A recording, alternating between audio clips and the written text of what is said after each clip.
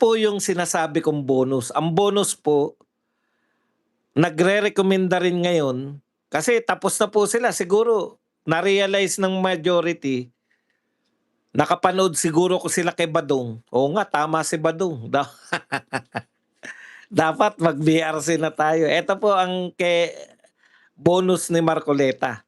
No? Ito naman, ibang committee naman to. Ayan. Breaking din po, Senator Marcoleta, ipatatawag sina Trillanes, NBI at DOJ sa Senado kaugnay ng umano'y paghuli kay Bato. Ayan, dito po, eto po, durugan to. No? Hindi po to sa Blue Ribbon. Ayan, habang naghahanda na siyang pamunuan ng Blue Ribbon Subcommittee na magsisiyasat sa umano'y flood control scam, binunyag ni Senator Marcoleta ang isa pang investigasyon nais niyang buksan sa Senado. Ayan. Bilang Vice Chairman naman ng Senate Committee on Public Order. Sino ba Chairman ng Public Order? Si Bato? Alam ko si Bato eh. Okay. So, ibig sabihin, dahil kung si Bato yung public order, edi siya yung acting dahil wala si Bato eh. Kaya niya rin. So, palitan. Araw-araw mag-iimbestiga si Marcoleta.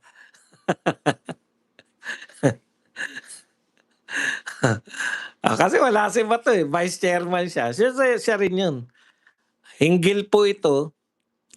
Ako, vice chairman din ako ng Committee on Public Order, sabi ni Marcoleta. So mag-announce din siguro ako by Monday na patatawagin ng NBI at DOJ dahil doon sa ginawang paghuli kay Senator Bato noong May 11. Ayos to. At saka yung pagkakaroon ng putukan noong May 13. Magkasunod na araw yon, kailangan magpaliwanag sila. Grabe, no? Sinasabi pa lang ni Marcoleta yung kanyang mga balak gawin, nakakatuwa na. Yan yung sinasabi ko. Finally, APC, Alan Peter Cayetano, finally, na-hit mo yung gusto namin. Alam mo, makikipagsabayan ka dyan sa mga, gusto nila yan. Walkout sila ng walkout, nagmumukha kayong tanga. Pero eto, hindi sila pwede, mag-walkout sila, wala nang pakialam dyan eh. Kahit po isa lang ang nakita nyo po, wala pong quorum dyan. Sa committee hearing, walang quorum. Kahit chairman lang ang nariyan, pwede siya mag-imbestiga. Halimbawa, member sila niyan o hindi man sila member at nag-walkout sila. Mag-walkout lang sila na mag-walkout. Yari po sila dyan. Okay. Ang masarap po nito, alam natin, mainit ulo niyan eh. Si Trillanes tsaka si Matibag. Di ba? Si Bida, medyo, para si Bida yata.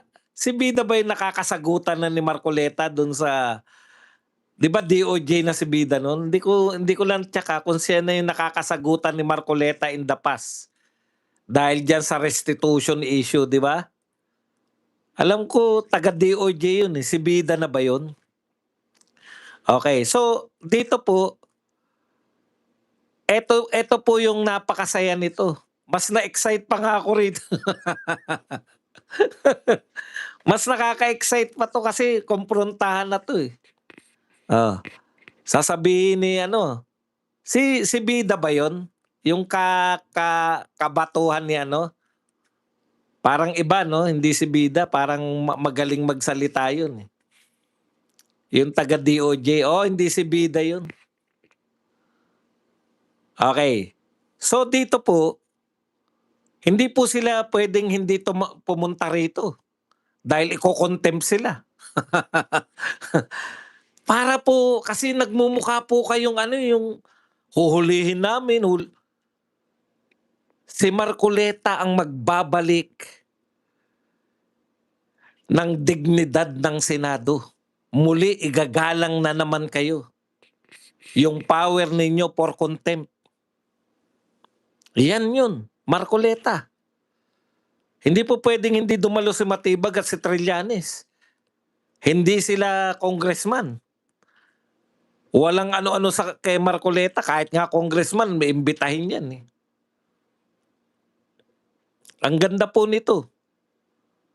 Titignan ko po diyan 'pag sumablay gaano katagal magtitimpi si Marcoleta bago kayo ipa-contempt. Yun Padulyon nga pala. Bakit hindi yun yung naging DOJ secretary, 'no? Si Padulyon, tama si Padulyon yun. Naano ko, eh.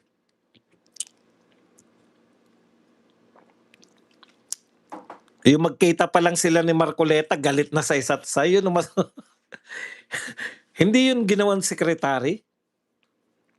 Ang tindi paglingkod nun, ang tindi ng pagtatanggol nun, Exciting talaga yan.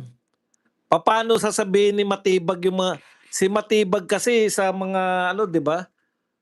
Ang tapang no sumugod dun, talagang yung sumisigaw sa kanya, nagmumura sa kanya na rallyista, talagang, "Sino yun?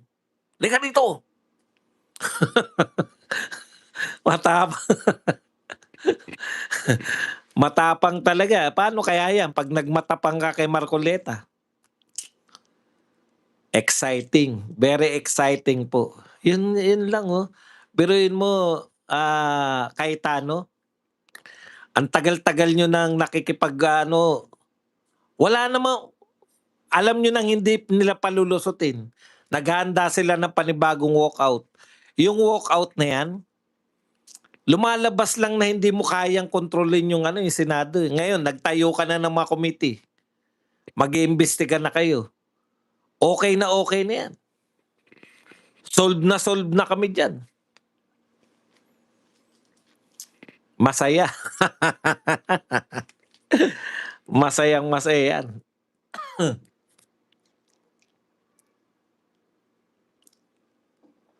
Okay. At ipapatawag ko rin si Trillanes na nagwawagayway doon ng warrant of arrest. Doon kailangan maimbestigahan yan. Grabe. Grabe, ang sarap nito, 'no? Bakit kami warrant? Kasi yung mga sagot ni Trillanes na, kaya ako narito dahil hinamon ako ni Bato. Sinagot na yan ni Marcoleta, eh. Ibig sabihin, pag hinamon ka ni Bato na kumain ng tayo, kakain ka? Ano po to, anong tawag dito? Iba po yung blue ribbon dito, Yung blue ribbon, yun yung sa Junpor. Ito po, ang committee naman na to, public order naman. Yung pinamumunuan ni Bato, pero dahil wala si Bato, yung vice chairman, si Marcoleta. Ang malamang nito, talagang tuluyan nila si Marcoleta na na yung kakasuhan. Kaya lang, ang kaso naman, ayon sa sinabi ni Auntie Claire, hindi tayo nakakasubaybay kung bakit nila kakasuhan ng plunder, eh. Pero sa sinabi ni Auntie Claire na umamin daw si Marcoleta na hindi niya dineklara yung SOSE. Sa SOSE yung campaign donation. Di campaign pala yan, offense. Pag campaign offense po, COMELEC po yan. Hindi nyo kinausap yung COMELEC. Nagpasya na yung COMELEC na walang kasalanan si Marcoleta. Iba po kasi yung plunder, eh. Plunder, may pera. Hindi lang ako sigurado kung public money lang, o kasama rin yung private. May pera, ginastos mo. May pera, ninakaw mo. Alam ko, hindi lang po kasi yung kay ERA, plunder yun, eh. Hindi naman po government money yun, eh. Huweteng money yun, eh. Kaya, hindi po yung usapin kung private o public. Pero yung ibig sabihin, kinamkam mo, eh. May pera, binulsa mo. Saan manggaling yan? Eto po, hindi naman, eh. Campaign contribution to, malinaw, eh. Pasensya na, hindi naman ako abogado ni Marcoleta. Pero sa pagkakaintindi ko, election offense dapat siya kasi hindi niya lang dineklara, eh. Hindi naman sinabi na, hindi naman may ginulangan siya, eh. Hindi po to yung regular na yung bawal tumanggap ng regalo. 'Di ba? Meron po nun, eh, kasi public ako, eh. Kunwari birthday, tapos contractor. Puwede ka reguluhan mga co-teacher mo, mga co-worker mo. Pero ireregaluhan ka ng mga kontraktor, bawal yun. Lalo na yung kontraktor lagi siya nananalo.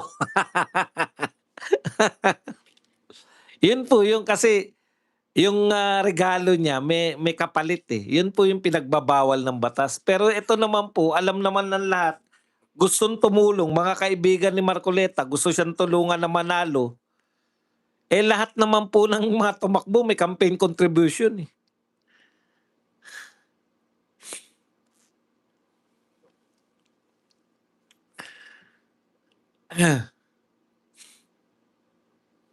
Okay. So, talagang napakasarap po niyan. Napakasarap pong abangan yung June 4. Napakasarap pong abangan kung ano po yung gagawin ni Marcoleta diyan sa naku, si Matibag tsaka si Trillanes sabay niya, tsaka si Bida. Siyempre matatanong din po diyan, ano ang basis? Malilinawan po yung mga tao, eh. Pati yung mga media na lagi nagsasabi na pugante si Bato. Mapapahiya po. Yan lang naman ang gusto ko kasi ang hirap po, eh. Ang hirap kalaban ng media, eh. Ang laki ng reach nila, eh. 'Pag sinabi nila na pugante si Bato, ang dami naniniwala pa rin, eh. Mapapatunayan po ni Marcoleta yan, paano naging pugante si Bato? Yung mga batas ba maliliwanagan tayo niyan. Ano yung batayan ninyo, bakit kayo susunod sa ICC? Buti pa nung panahon ni DOJ Remulla, meron pang kinatwiran, eh. Hindi tayo na makikipagtulungan sa ICC dahil hindi tayo member, pero makikipagtulungan tayo sa Interpol dahil member tayo. 'Di ba kayo nagtataka? Hanggang ngayon wala nilalabas yung Interpol. Kaya may katotohanan yung sinasabi ni Banayo, eh. Na kuryente yung Interpol. Ginamit sila sa politika dito sa Pilipinas. Kaya kahit may warrant of arrest na po si Saldico, eh, walang Interpol notice. Lalo na to kay Bato. Paano naman sila magkaka-Interpol notice diyan, eh, dinamay niyo lang si Bato. Purely domestic. Alam niyo po yung meron na tayong batas niyan, yung Anti-Crimes Against Humanity. Sabi nga dun 'no, kahit pa sa ibang bansa gawin niyang crimes against humanity basta Pilipino, dito pa rin lilitisin. Kaya wala pong base yan, eh. Wala naman local court na nag-uutos na hulihin si Bato. Local court po. Eh bakit naman mag-i-issue yung local court kung wala naman reklamo sa kanila?